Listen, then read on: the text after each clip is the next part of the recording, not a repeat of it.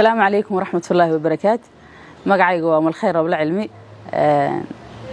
waxaa saaka la soo dhigay Facebook in la xiray oo wasiirka diinta ee Soomaaliland oo iga gudbiyay dacwad oo askartu soo qabatay horta waxaan dadka u sheegayaa saaka subaxii inaan hawl u baxay mar dhow baan xilligii nasashada ku warqaatay Facebook inaan xiranahay ma xidhni cidi dacweysanay ma jirto taasi waa taa nabadgelyo iyo xasilooni waan anigu ku joogaa Soomaaliland haddii ay doonayaan wadankan inay cambaarayaan waxaan u sheegayaa inaan anigu marnaba marmarsiyo noqon karin cidi doonaysa Soomaaliland inay ka dhigto meel jeel majnuun dadka lagu xiro iyada ay u taala laakiin aniga ayaan leey adeegsan waanan caafimaad qabaa alxamdulillah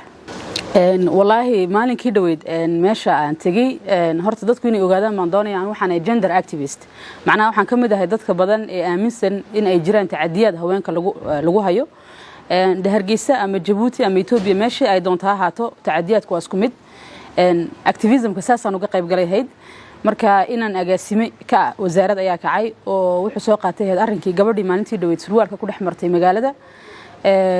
wuxuuna yiri hadii uu isku duubi lahaa haweenka qaar baa lagu hooga ku doonta kufsiga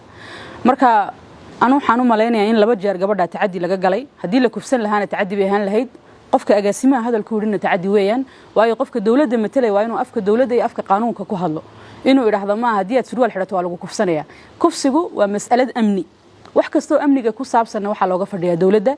marka anu intaan baan u jeeday waxaan lahaa nacamde xeerarku waa inay ammaanka wadanka ay sugaan wadanku noqdo meel si xor loo dhaxmari karo marnaba maan oran bay halay fasaxo in aniga si keeshali aan dariiqa ku dhaxmaro anu reer Djibouti baan aslan macnaha waan sharaari karaa isma sharaari karo waxaan ku dhashay meel ay aan destaan doona baan ku bixi karayay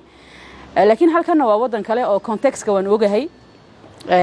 marnaba lagama yaabo inaan iraahdo iyo ogolaada aniga kaliya xeer sameey laakiin kaliya waxaan ahaa gabadhu iyadoo hadii ay ka soo horjeesatay shuruucda islaamka ee dhigay dadku inay shareeraan iyadoo xataa ka soo horjeedo la ogyahay hadana dawladda waxa saaran mas'uuliyadda ah inay dadka ammaankayga sugto intaan baan idhibahay meeshii la doonaa loola kacay